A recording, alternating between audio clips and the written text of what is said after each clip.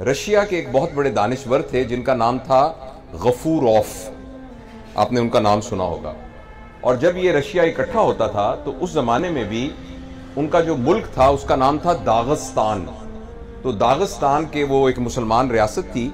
वो दागिस्तान के नहीं बल्कि पूरे रशिया के बहुत बड़े आलिम थे और बहुत बड़े फिलोसोफर थे और लोग उनसे आके मशवरा करते थे। तो जब रशिया में बहुत सारे मसाइल शुरू हुए तो एक ग्रोह उनके पास आया। उन्होंने कहा आप इतने बड़े दानिश्वर हैं, ये जितने फैक्ट्री ओनर हैं इन्होंने मजदूरों का इस्तेसाल शुरू कर दिया है, तो जिसकी वजह से मुआशरा बड़ा तबाह हो रहा है, तो बताइए कि इसका क्या हल है।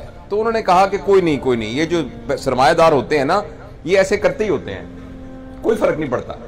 कुछ अरसे के बाद वो फिर आए कि जी ये जो मजदूर हैं इन्होंने अपनी यूनियंस बना ली हैं और ये अब काम नहीं करते और ये जो है बिल्कुल आउट ऑफ कंट्रोल हो गए हैं, तो क्या करें। उन्होंने कहा नहीं फिक्र ना करें, वो गरीब आदमी हैं, वो थोड़ा सा करते हैं, वो अपने हुकूक के लिए सारे शोर मचाते हैं, इससे मुआशरे को कुछ नहीं होता। इसी तरह सरकारी मुलाजमों के बारे में बात की, तमाम तबकात के बारे में आहिस्ता आहिस्ता लोग बात करते रहे, मगर वो गफूरॉफ ये कहते रहे कि फिक्र ना करें, हमारे मुआशरे को कुछ नहीं होता। तो कुछ लोगों ने तंग आके एक दिन कहा कि आखिर आप कब ये कहेंगे कि मुआशरा तबाह हो रहा है जब सब लोग तबाह हो रहे हैं। तो उन्होंने कहा कि जब तक एक प्राइमरी स्कूल का टीचर करप्ट नहीं है और जब तक एक उस्ताद ईमानदारी से पढ़ा रहा है उस वक्त मुआशरे को कुछ नहीं होता। इसी तरीके से मैंने ये सुना कि जब जर्मनी बिल्कुल तबाह हो गया था तो उस वक्त किसी ने ये कहा जो उनका बड़ा था कि सिर्फ ये देखो कि क्या हमारे उस्ताद मौजूद हैं कि नहीं।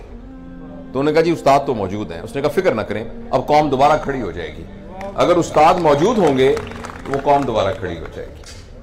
तो बहुत ही मुबारकबाद आप सब लोगों को, ये जो 1990 के मैट्रिक के स्टूडेंट हैं आप तमाम हजरात, ये आपने कोई मामूली काम नहीं किया, ये एक हैरत अंगेज तकद्दुस वाला काम आपने किया, बरकत वाला काम किया कि अपने बड़ों को बुलाया, उनके पैरों को हाथ लगाया, उनके घुटनों को हाथ लगाया, उनका शुक्रिया अदा किया और आप सब ने ये बताया कि हम जो कुछ भी हैं वो आपकी वजह से हैं।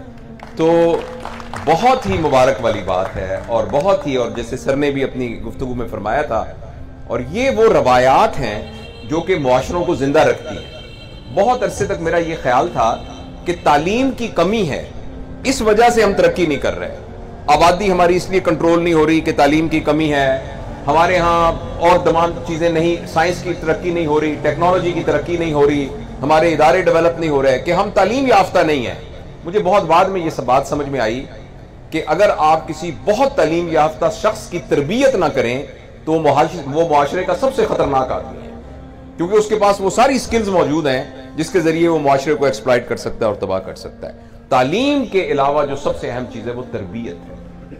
जब तक हम तरबियत नहीं करते, हमारी ये मेडिकल एजुकेशन में भी और जनरल एजुकेशन में भी ये कहा जाता था कि एजुकेशन का मतलब है नॉलेज, फिर पता लगा नहीं नॉलेज के अलावा स्किल, फिर पता चला नहीं स्किल नहीं साथ एटीट्यूड भी, यानी इल्म भी, कोई हुनर भी और रवैया भी। लेकिन ये बहुत अभी रिसेंटली ये बात पता चली है कि अगर इन तीनों के बाद रवायात, तहजीब या वैल्यू सिस्टम डेवलप ना हो तो एजुकेशन का कोई फायदा नहीं है। एजुकेशन का फायदा उसी वक्त है जब उसके साथ एक वैल्यू सिस्टम, अकदार डेवलप हो, तहजीब डेवलप हो, एक मुआशरा डेवलप हो जिस मुआशरे का ये को पता हो क्या सही है क्या गलत है, कौन सी चीज इंसान को बड़ा बनाती है, कौन सी चीज इंसान को बेहतर बनाती है। जिस मुआशरे के अंदर वो तमाम चीजें जो पैसे से खरीदी जा सकती हैं वो लोगों को बड़ा बनाती हैं, वो मुआशरा कभी तरक्की नहीं करता। वो मुआशरा जिसमें वो चीजें लोगों को बड़ा बनाती हैं जो पैसे से नहीं खरीदी जा सकती, वो मुआशरा तरक्की करता है। लिहाजा मैं कौन सी गाड़ी पहनता, घड़ी किस ब्रांड की पहनता हूं, मेरी गाड़ी कितनी बड़ी है, मैं कौन से ब्रांडेड सूट पहनता हूं, मेरा घर कितना बड़ा है, मेरे मुरब्बे कितने हैं, मेरी जमीनें कितनी हैं, मरी में मेरे कितने घर हैं, ये तमाम चीजें हमारी जरूरियात हो सकती हैं और इनको हासिल करने में कोई हर्ज नहीं है। अगर आप यानी लॉ ऑफ लैंड के साथ कोई लड़ाई ना करें और अपनी अखलाकियात और ईमानदारी और हलाल हराम का ख्याल रखें तो अल्लाह आपको, आप पोर्शे गाड़ी होनी चाहिए आपकी, आपका न्यूयॉर्क के अंदर सबसे बड़ा प्लाजा होना चाहिए, उसमें कोई हर्ज नहीं है। लेकिन अगर हमने इस बुनियाद पर अपने आप को बड़ा और इस बुनियाद पर ही लोगों को छोटा कहना शुरू कर दिया तो इसका मतलब यह होगा कि यह मुआशरा इन्हतात पजीर है, यह मुआशरा तरक्की याफ्ता मुआशरा नहीं है। इस मुआशरे में वैल्यू सिस्टम नहीं है, इस मामले की इसमें कोई तहजीब नहीं है, इसमें कोई अकदार नहीं है। अनफॉर्चुनेटली हमारे मुआशरे में यह हुआ है और जब भी आप किसी के बड़ा होने का मयार पैसे को बना देंगे तो हर शख्स बड़ा होना चाहता है, तो हर शख्स पैसा हासिल करने की कोशिश करेगा। इसमें वो ये बात भूल जाएगा कि ये पैसा हलाल से हासिल हो रहा है या हराम से हासिल हो रहा है। इसी से करप्शन ने जन्म लिया, इसी से धोखे ने जन्म लिया, इसी से और दगाबाजी ने जन्म लिया, और हम जाली तौर पर अपने आप को बड़ा उन मयारात पर समझने लग गए जो कि असल में बड़ा होने के मयार नहीं है। कभी आपने देखा है कि किसी मरे हुए शख्स के बारे में यह कहे कोई कि जावेद इकबाल 6 मुरब्बों वाला, जावेद इकबाल जो राडो घड़ी पहनता था, जावेद इकबाल जिसकी जो है पजारो गाड़ी थी, कभी सुना है किसी को ये कहते हुए? हाँ, ऐसे आपने बहुत सुने होंगे, फलां बंदा जो ईमानदार था, फलां बंदा जो नेक था, फलां आदमी जो लोगों की केयर करता था, फलां आदमी जो दीनदार था, फलां आदमी जो सच्चा था।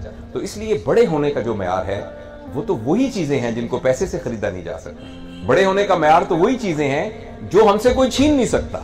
जो चीज हमसे गुम हो सकती है, जो चीज हमसे छीनी जा सकती है और जो चीज पैसे से खरीदी जा सकती है, वो चीजें तो सिर्फ दुनियावी जरूरियात और आसाइश वहां पहुंचाने का एक जरिया है, लेकिन बड़ा होने का कोई जरिया नहीं। और ये सारी बातें हमें इन असातिज़ा की वजह से पता चलती हैं।